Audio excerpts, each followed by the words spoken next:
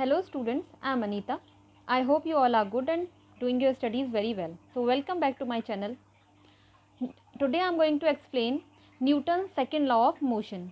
Newton की गति का दूसरा नियम. पहला नियम हम एक पिछली वीडियो में कर चुके हैं. उस वीडियो का मैं इसमें लिंक डाल दूंगी जिससे कि जिन बच्चों ने नहीं किया है वो उस वाली वीडियो को देख सकें उस लिंक के थ्रू. तो अब हम करेंगे second law of motion. So first let me ask some questions. तो पहला क्वेश्चन है कि हम सभी जानते हैं कि जो एक गेम होता है टेबल टेनिस और एक होता है ऐसे क्रिकेट, दोनों में ही बॉल का यूज़ होता है. तो यहाँ पे भी क्या है, दो प्लेयर होते हैं टेबल टेनिस में, बीच में टेबल है, इधर भी एक प्लेयर है, बीच उनके हाथ में रैकेट होता है और बॉल को इधर से उधर वो थ्रो कर रहे होते हैं, हिट कर रहे होते हैं. और क्रिकेट में क्या है, ये बैट्समैन है, उसके हाथ में बैट है और यहाँ पे बॉलर है जो बॉल को थ्रो करेगा और बहुत सारे फील्डर होते हैं. और यहाँ पे भी क्या है, एक बॉल है. तो दोनों गेम्स में एक बॉल का यूज़ होता है. तो क्या आपने कभी सोचा है कि जो टेनिस वाली बॉल है अगर वो किसी प्लेयर को हिट करे और इधर जो क्रिकेट वाली बॉल है वो किसी प्लेयर को हिट करे तो कौन सी वाली बॉल से ज़्यादा इंजरी प्रोड्यूस होगी. ऐसे ही दूसरा एक क्वेश्चन है कि एक गर्ल है टीना, जिसके घर में क्या हो रहा था, सफाई चल रही थी. तो उसके घर में उसके मम्मी पापा हैं जो वो अलमीरा के ऊपर जो सामान रखा हुआ था वो सारा वहाँ से हटा रहे थे और वो बच्ची वहाँ पे शैतानी कर रही थी. तो पहले उसके पैर पे आके गिरा एक जो थर्माकोल का बना हुआ कार्टन था, ठीक है, जो एक बॉक्स था थर्माकोल का बना हुआ. तो उसके चोट नहीं लगी उससे और वो पहले जैसे ही शैतानी करती. लेकिन थोड़ी देर बाद उसके पैर पे एक कार्डबोर्ड का कार्टन गिरा जो सामान से भरा हुआ था पूरा. तो क्या हुआ उसके पैर में, जिससे कि उसके पैर में क्या हुआ, चोट लग गई. तो पहले वाले बॉक्स से चोट क्यों नहीं लगी थी और दूसरे वाले बॉक्स से चोट क्यों लग गई. ऐसे ही थर्ड क्वेश्चन है, जो बुलेट होती है अगर उसे गन से जैसे फायर करते हैं तो वो कितनी ज़्यादा इंजरी करती है. लेकिन क्या अगर उसको ऐसे ही एक दूसरे के ऊपर फेंक कर देखा जाए तो क्या वो उतनी ही इंजरी करेगी जितनी कि जब वो गन से फायर की जाती है तब करती है. तो स्टूडेंट्स इनके बारे में सोचिए और फिर अब क्या करते हैं. So let's try to know the reason behind it. तो अब हम देखते हैं न्यूटन सेकेंड लॉ से हम इनका आंसर कैसे देख सकते हैं. अब है न्यूटन सेकेंड लॉ पढ़ने से पहले it's important to know about one thing, that is momentum, संवेग. उससे पहले हमें क्या पढ़ना है, मोमेंटम. मोमेंटम और हिंदी में इसे कहते हैं संवेग. तो हमें पहले इस वाली क्वांटिटी का मतलब जानना बहुत ज़रूरी है. तो इसको हम रिप्रेजेंट करते हैं पी से. जनरली किससे रिप्रेजेंट करते हैं, इसको पी से करते हैं मोमेंटम को या संवेग को. ये क्या है, संवेग का मतलब है किसी भी ऑब्जेक्ट में, किसी भी वस्तु में जो एक उसकी गति निहित होती है, उसके अंदर जो गति होती है उसका मतलब होता है संवेग. क्या है ये, the quantity which measure the amount of motion in body. जो किसी भी बॉडी में एक मोशन का अमाउंट मेजर करती है. जैसे कि आप दौड़ रहे हो तो आपके अंदर कितना मोशन है. ऐसे ही कोई अगर कार चलती हुई आ रही है, बाइसिकल चलती हुई आ रही है तो उसके अंदर कितना मोशन है. तो ये किससे देखते हैं, मोमेंटम से. अब हम आके देखेंगे कि ये कैसे पता लगाते हैं. तो अभी हमने एक क्वेश्चन पूछा था जो क्रिकेट वाली बॉल और टेबल टेनिस वाली बॉल था. तो to understand motion let's consider some examples. ये है टेबल टेनिस की बॉल और क्रिकेट वाली बॉल की किससे ज़्यादा इंजरी होगी, यही हमारा क्वेश्चन था. तो हम देखेंगे कि जो मास है किसी ऑब्जेक्ट का या वेट, और इधर हम मोमेंटम लेंगे. तो जब किसी ऑब्जेक्ट का मास ज़्यादा होगा, मास मतलब द्रव्यमान, भार, और इधर ये संवेग, तो जिसका मास ज़्यादा होगा उसका संवेग भी ज़्यादा होगा. जिसका मास कम होगा उसका संवेग भी कम होगा. तो ये किससे रिलेटेड है सीधा, when mass increases then momentum also increases, when mass decreases then momentum also decreases. तो हम इससे पता लगा सकते हैं कि जो टेबल टेनिस वाली बॉल है, ये टेबल टेनिस वाली बॉल है और ये कौन सी है, क्रिकेट वाली बॉल है। तो इसका मास कम है, लेस मास, और इसका मास ज़्यादा है, मोर मास। ओके स्टूडेंट्स, तो क्या होगा, अब लेस मास है तो क्या होगा, लेस मोमेंटम, लेस मोमेंटम, और इधर मोर मास है तो more momentum, more momentum. Less momentum है इसलिए लेस इंजरी, लेस इंजरी, और इधर मोर मोमेंटम है इसलिए मोर इंजरी। तो हम यहाँ पे देख रहे हैं कि जो मोमेंटम है वो किससे रिलेटेड है, मास से। अगर किसी ऑब्जेक्ट का मास कम होगा तो इंजरी भी कम होगी, क्योंकि वो चीज़ हल्की है। तो यहाँ हमें इसका आंसर मिला कि टेबल टेनिस वाली जो बॉल है उससे इंजरी कम होगी अगर वो किसी को हिट करती है तो, और जो क्रिकेट वाली बॉल है उससे इंजरी ज़्यादा होगी अगर वो किसी प्लेयर को हिट करती है तो। क्यों, क्योंकि इसका मास ज़्यादा होता है, मास ज़्यादा है तो मोमेंटम भी ज़्यादा होगा। और मोमेंटम हमने क्या बताया, जितना भी उसके अंदर मोशन है, मोशन क्या है, जो कोई भी ऑब्जेक्ट है जितना भी उसके अंदर मोशन है, जितनी गति उसके अंदर निहित है, उसको मेज़र उससे करते हैं। तो मोमेंटम ज़्यादा होने का मतलब है कि इंजरी भी ज़्यादा होगी। ऐसे ही हम इससे वो भी एग्जाम्पल एक देख सकते हैं, जो टीना के पैर पे एक जो बॉक्स गिरा था, एक था थर्माकोल वाला बॉक्स जिससे चोट नहीं लगी थी। क्यों, क्योंकि वो बहुत हल्का था, उसका मास कैसा था, बहुत कम था। मास कम था तो मोमेंटम भी कम था, मोमेंटम कम था तो इंजरी भी कम थी। तो वो बहुत ही कम था मास उसका, तो इसलिए उससे कोई इंजरी नहीं हुई थी। और दूसरा वाला था जो कार्डबोर्ड का था, कार्टन था, वो सामान से भरा हुआ था, इसलिए उसका मास ज़्यादा था। मास ज़्यादा था तो इसका मतलब मोमेंटम भी ज़्यादा और इंजरी भी ज़्यादा होगी। तो यहाँ हमें उसका आंसर मिला। ऐसे ही अगर कोई हैवी पत्थर है वो हमारे ऊपर गिर जाता है तो हमें बहुत ज़्यादा चोट लगेगी।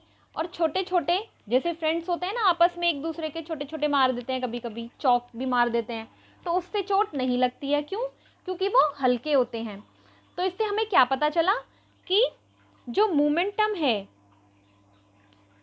जो मोमेंटम है, मोमेंटम ये क्या है, डायरेक्टली प्रोपोर्शनल है मास के। संवेग डायरेक्टली प्रोपोर्शनल किसके है, द्रव्यमान के। तो हम ये कह सकते हैं कि P directly proportional to M। M यहाँ पे क्या है, मास है, और P क्या है, संवेग, मोमेंटम। तो अब हम देखते हैं ऐसी, तो हमने यहाँ पे क्या देखा कि जो चीज़ भारी होगी, जिस चीज़ का द्रव्यमान या मास ज़्यादा होगा उसका मोमेंटम भी ज़्यादा होगा, वो इंजरी ज़्यादा करेगी। तो अब हम यहाँ पे एक और एग्जाम्पल लेते हैं जिसका मास बहुत कम है, जैसे कि बुलेट होती है, जो बंदूक की गोली, उसका मास बहुत कम है लेकिन इंजरी कितनी करती है, बहुत ज़्यादा करती है। उसकी वजह से समटाइम्स डेथ भी हो सकती है। तो अब इसका मतलब है कि कुछ और क्वांटिटी है जो मोमेंटम से रिलेटेड है। तो हम देखते हैं वो क्या है। तो one term is also related to momentum, that is velocity। velocity हम जानते हैं वेलोसिटी क्या है। वेलोसिटी का मतलब है जैसे स्पीड होती है। अब स्पीड क्या है, स्पीड बस डिफरेंस कितना है, स्पीड एक स्केलर क्वांटिटी है। स्केलर क्वांटिटी कौन सी होती है, जिसमें डायरेक्शन इंक्लूड नहीं होती, अदिश राशि जिसमें डायरेक्शन या दिशा नहीं होती है। तो स्पीड की ही जो वेक्टर क्वांटिटी है वो है वेलोसिटी, जिसमें दिशा भी होती है, डायरेक्शन भी साथ में है, तो वो क्या है, वेलोसिटी है। तो अब हम आगे देखते हैं कि मोमेंटम इससे भी रिलेटेड है, वेलोसिटी से। कैसे रिलेटेड है, जो बुलेट है उसका मास तो बहुत कम है लेकिन फिर भी वो इतनी ज़्यादा इंजरी कर रही है। तो क्यों कर रही है, क्योंकि उसकी वेलोसिटी बहुत ज़्यादा है, उसकी स्पीड बहुत ज़्यादा है। मैंने जो स्टार्टिंग में क्वेश्चन पूछा था कि अगर बुलेट से आपस में फेंक कर एक दूसरे के ऊपर देखा जाए तो क्या तब भी इंजरी करेंगी? तो उसका आंसर क्या है, नहीं करेंगी। क्यों? क्योंकि उस टाइम पे उनकी वेलोसिटी उतनी नहीं है, हम उतनी वेलोसिटी से बुलेट को नहीं फेंक सकते, तो उस टाइम पे वो इंजरी नहीं करेगी। इसलिए जब गन से बुलेट को फेंका जाता है तो उसकी वेलोसिटी बहुत ज़्यादा होती है और इंजरी भी बहुत ज़्यादा होती है। तो इसलिए मोमेंटम से ये भी क्या है, डायरेक्टली प्रोपोर्शनल है। तो अब हम देखते हैं कि इसका कंक्लूजन क्या है। कंक्लूजन है momentum is directly proportional to mass as well as the velocity. तो हम जब इसका फॉर्मूला लिखेंगे तो हम लिख सकते हैं अब कि मोमेंटम क्या है, डायरेक्टली प्रोपोर्शनल है एम के और वी के। ओके स्टूडेंट्स, तो P equal to M into V, हम ऐसा बोल सकते हैं। तो यही क्या है, मोमेंटम का फॉर्मूला, जिससे मोमेंटम निकाला जाता है किसी भी ऑब्जेक्ट का। यहाँ पे P क्या है, ये है मोमेंटम, M है मास और V क्या है, वेलोसिटी। अब हम अगर इसकी SI यूनिट देखें तो SI यूनिट इसकी क्या होगी मोमेंटम की, किलोग्राम मीटर पर सेकेंड। किलोग्राम किसकी है, यहाँ पे मास की है, मीटर पर सेकेंड यहाँ पे वेलोसिटी की है। तो जो P है, संवेग है जो मोमेंटम, उसकी क्या यूनिट होगी, किलोग्राम मीटर प्रति सेकेंड। और ये कैसी क्वांटिटी है, ये है वेक्टर क्वांटिटी, सदिश राशि। सदिश क्यों है, क्योंकि यहाँ पे वेलोसिटी है, इसका मतलब इसको डायरेक्शन की ज़रूरत है, और जहाँ डायरेक्शन होती है वो कौन सी क्वांटिटी होती है, वेक्टर क्वांटिटी या सदिश राशि। तो अब हम देखते हैं Newton second law of motion.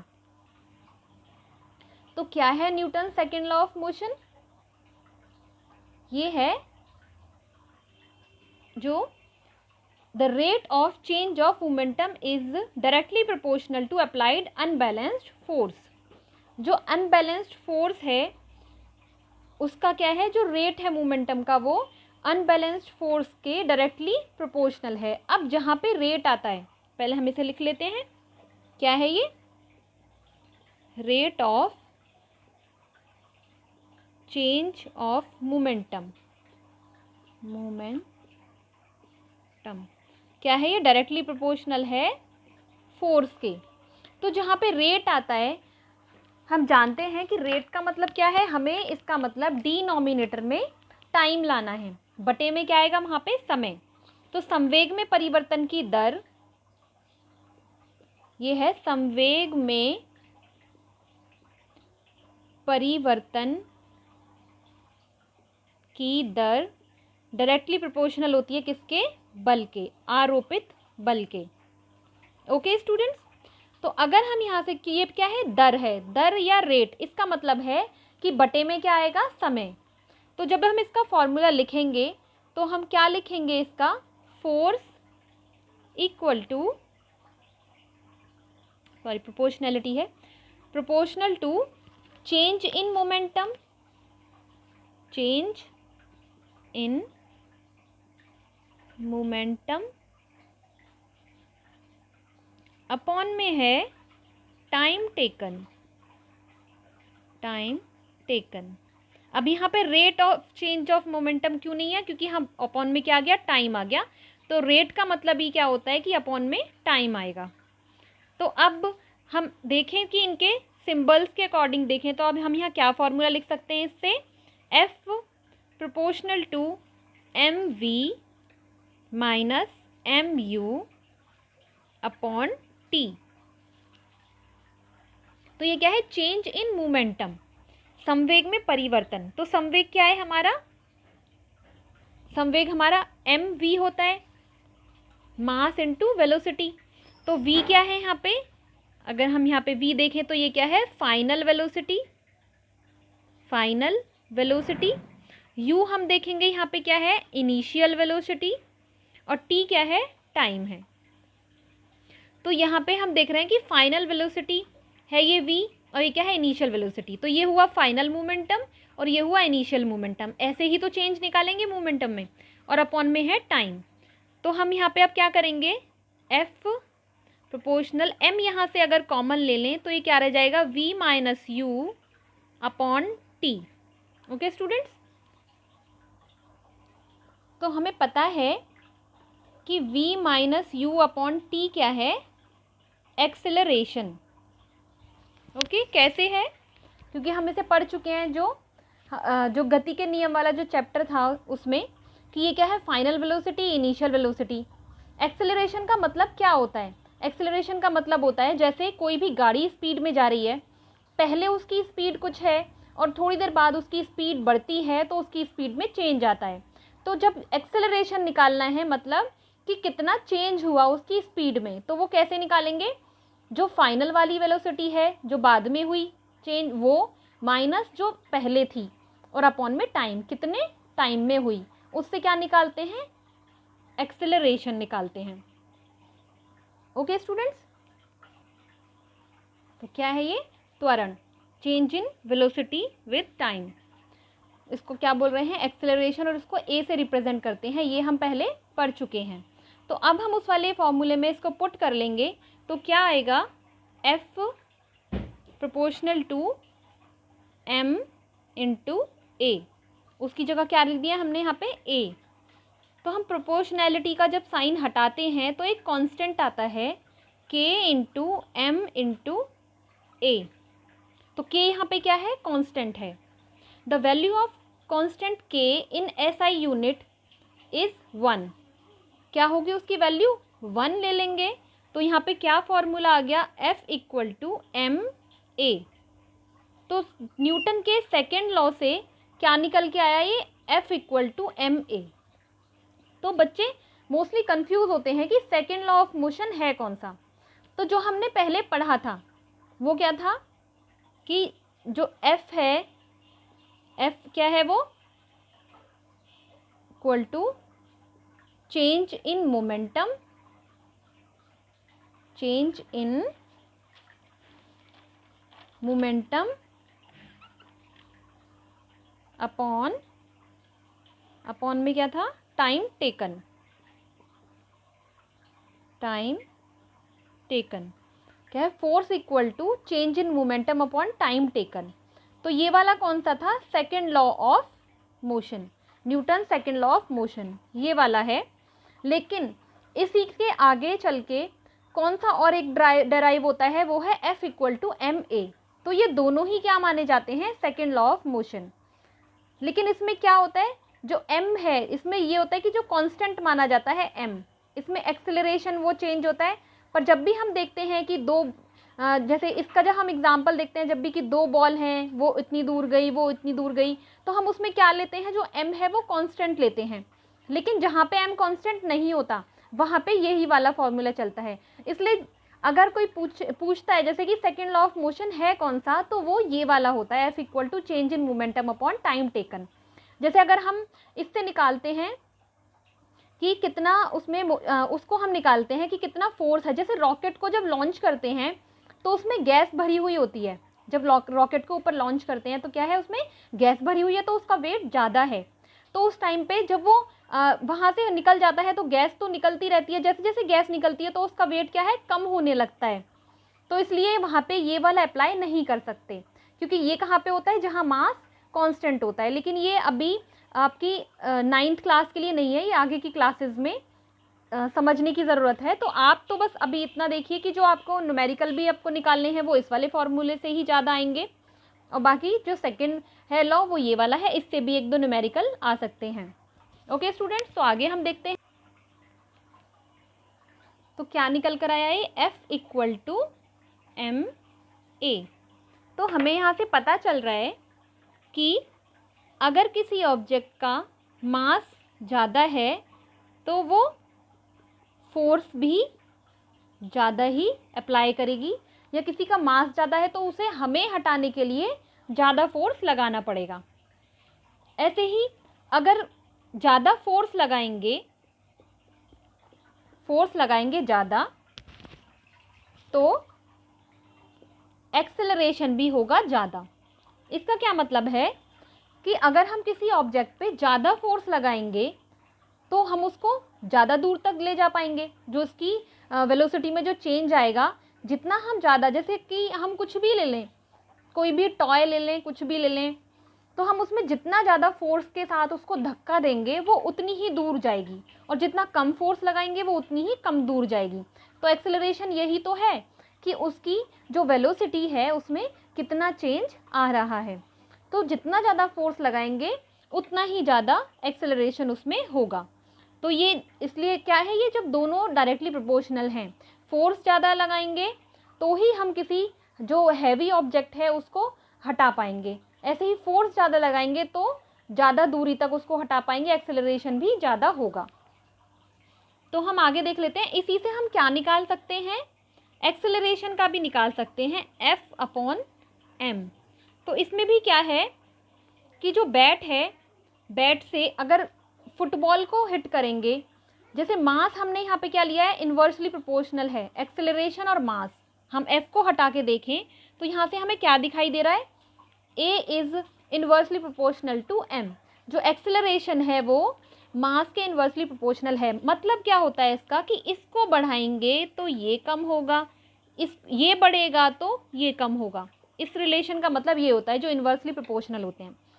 तो हम देखेंगे जैसे बैट से अगर जो बैट्समैन है वो हिट करेगा जो क्रिकेट वाली बॉल है उसको, और दूसरी तरफ हिट करेगा फुटबॉल को, तो कौन सी वाली बॉल ज़्यादा दूर पहुंचेगी, तो ऑब्वियस है कौन सी वाली पहुंचेगी, क्रिकेट वाली। ऐसा क्यों, क्योंकि उसका मास कम है और जो फुटबॉल है उसका मास ज़्यादा है। तो मास अगर ज़्यादा होगा तो एक्सेलरेशन कम होगा, क्योंकि इन्वर्सली प्रोपोर्शनल है। मास कम होगा तो एक्सेलरेशन ज़्यादा होगा। ऑल राइट स्टूडेंट्स, तो अब हम इसके देख लेते हैं आगे कुछ एग्जाम्पल्स। तो पहला हम इसका एग्जाम्पल लेते हैं कि why a cricket player moves his hands backwards on catching a fast cricket ball. हम जानते हैं कि क्रिकेटर ही क्यों, हम भी जैसे कुछ खेलते हैं, कुछ कैच करते हैं, तो जनरली क्या करते हैं, उसको कैच करने के बाद हम अपने हाथ पीछे की साइड खींचते हैं। तो ऐसा क्यों होता है, हम ऐसा क्यों करते हैं, तो ये क्या है, जो फास्ट मूविंग क्रिकेट बॉल है हैज़ अ लार्ज मोमेंटम, क्योंकि वो एक तो तेज आ रही है और है भी कैसी, थोड़ी हैवी है, क्योंकि सॉलिड है वो, और बहुत तेज, उसकी वेलोसिटी ज़्यादा है। इसका मतलब क्या है कि उसका मोमेंटम भी ज़्यादा है। अब मोमेंटम ज़्यादा है तो उसका फोर्स भी क्या होगा, ज़्यादा होगा। तो अगर उसको हाथों को पीछे खींचे बिना सीधे सीधे बॉल को ऐसे पकड़ लें, कभी पकड़ के देखना कि कितनी इंजरी, एकदम से कितना तगड़ा हिट होता है वो हाथ पे। तो क्या है, फोर्स बहुत ज़्यादा अप्लाई होगा क्योंकि उसका मोमेंटम ज़्यादा है। तो अब ये देखना है कि जो हाथ पीछे की साइड खींचते हैं उससे फोर्स कम कैसे हो जाता है, तो ये हम देखेंगे। तो अब देखेंगे, if reduce time to make momentum zero then reduce force as well. इसका क्या मतलब है कि कोई भी मोमेंटम है, जैसे जो स्पीड है शुरू में आई है, जैसे कोई स्पीड है, फिर वो बाद में क्या है, रुकेगी कहीं जाके। रुकने का मतलब है कि मोमेंटम उसका ज़ीरो हो रहा है, वेलोसिटी क्या हो गई, ज़ीरो हो गई उस टाइम पे, क्योंकि मोमेंटम क्या है, m/v है, राइट। तो वेलोसिटी, अगर रुकने का मतलब है कि वेलोसिटी ज़ीरो है, ज़ीरो हो गई तो ये पूरा ही ज़ीरो हो गया। अगर वेलोसिटी ज़ीरो हुई तो मोमेंटम ज़ीरो हो गया। तो जैसे बॉल को, जब तेज बॉल आ रही है और कैच करने का मतलब है कि वो कहीं आके रुकेगी हाथ पे, तो मोमेंटम उसका ज़ीरो होना है। तो ज़ीरो मोमेंटम अगर हम उसका थोड़ा टाइम बढ़ा दें, अगर हम उसका टाइम बढ़ा दें ज़ीरो होने में, तो क्या होगा, फोर्स कम लगेगा। अब हमें ये कैसे पता कि ऐसा करने से ऐसा होगा, क्योंकि हमारे पास इसका फॉर्मूला है, F क्या था, डायरेक्टली प्रोपोर्शनल था, change in momentum upon time taken, यही था हमारे पास। तो यहाँ से हमें दिखाई दे रहा है कि अगर ये इंक्रीज होगा टाइम तो क्या होगा, फोर्स डिक्रीज होगा। ओके स्टूडेंट्स, तो हमें क्या किया है, जो हम हाथ पीछे की साइड खींचते हैं, हम क्या करते हैं, मोमेंटम को ज़ीरो होने के लिए टाइम थोड़ा ज़्यादा देते हैं, जिसकी वजह से वो फोर्स कम हो जाता है। I think now you understood the reason. ऐसे ही हम दूसरा देखते हैं, अगर दूसरा एग्जाम्पल हम लें तो वो कौन सा होगा, जैसे हम जानते हैं कि जो हाई जंप करते हैं या मूवीज़ में भी दिखाते हैं कि बहुत ऊंचाई से जब कोई, जैसे कोई बिल्डिंग है इतनी ऊंची और यहाँ से कोई जंप मारता है तो नीचे क्या लाया जाता है, कुशन वाला या फिर जो नेट वाला होता है, जिससे कि बाउंस हो जाए वो और ज़्यादा इंजरी ना हो। तो ऐसा क्यों होता है? अगर वो ज़मीन पे आके गिरेगा तो ही क्या बात है, क्योंकि अगर ज़मीन पे आके वो सीधा गिरेगा तो फिर बचना ही मुश्किल है, क्योंकि फोर्स क्या होगा, बहुत ज़्यादा वो आके गिरेगा, इसका मतलब मोमेंटम क्या है उसमें, बहुत ज़्यादा है, इसीलिए फोर्स भी क्या होगा, ज़्यादा होगा और वो जो भी इंसान है वो उसका बचना क्या होगा, बहुत ही मुश्किल हो जाएगा। तो इसलिए नीचे कुशन या ऐसा कुछ लगाया जाता है जिससे कि उसका टाइम बढ़ाया जाता है ज़ीरो मोमेंटम करने के लिए। तो ऐसे ही जो एग्जाम्पल है, क्या है ये, जो हाई जंपिंग करते हैं एथलीट होते हैं उन्हें क्या प्रोवाइड कराया जाता है, कुशन या फिर हीप ऑफ सैंड। ग्राउंड पे या तो जो रेत का बड़ा सा ऐसे टीला बनाया जाता है, क्योंकि रेत भी क्या होती है, उसमें कोई इंसान आके गिरेगा तो नीचे धंस जाएगा, थोड़ा सा इंजरी उतनी नहीं हो पाएगी, या फिर कुशन। वो क्यों करते हैं, तो सेम थिंग जो अभी क्या देखा था, फोर्स क्या था, जो चेंज इन मोमेंटम था और अपॉन में टाइम, तो वहाँ पे भी क्या हो रहा है, टाइम को इंक्रीज कर रहे हैं और फोर्स डिक्रीज हो रहा है। टाइम को इंक्रीज कैसे कर रहे हैं, क्योंकि एकदम से ज़मीन पे आके गिरेगा धड़ाक से तो क्या होगा, वो ज़ीरो एकदम से हो गया और फोर्स बहुत ज़्यादा लगेगा, इसलिए उसका टाइम बढ़ाते हैं। कुशन है वो धीरे धीरे आएगा, फिर वहाँ से बाउंस होता है तो उसमें इंजरी नहीं होती है।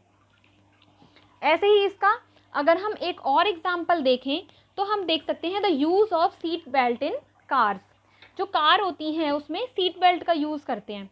देखा है ना, जो ड्राइविंग सीट पे भी बैठा होता है या पैसेंजर भी होता है, उसके लिए ज़रूरी है क्या, सीट बेल्ट का यूज़ करना। तो वो भी कैसे होता है कि जैसे सीट बेल्ट लगी हुई है, इस इंसान ने सीट बेल्ट लगाई हुई है और अचानक से क्या होता है, एक्सीडेंट होता है, और जो गाड़ी में जिसमें भी ये बैठा हुआ है तो क्या वो बहुत ज़ोर से हिट हुआ एकदम से, जब एक्सीडेंट हुआ तो क्या होगा, अगर सीट बेल्ट नहीं लगी होगी तो ये इंसान यहाँ से निकल के सीधा बाहर, और इसकी जान भी जा सकती है या बहुत ज़्यादा इंजरी हो सकती है।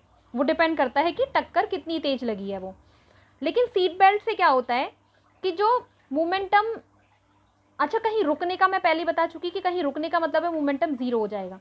तो सीट बेल्ट क्या करती है, जो मोमेंटम ज़ीरो है उसका टाइम थोड़ा बढ़ाती है, क्योंकि ये सीट बेल्ट थोड़ी सी क्या होती है, स्ट्रेचेबल होती है और आगे की साइड गिरने में थोड़ा सा टाइम लेती है। तो इसने क्या किया, टाइम पीरियड बढ़ा दिया, जिससे कि फोर्स है जो वो कम हो गया।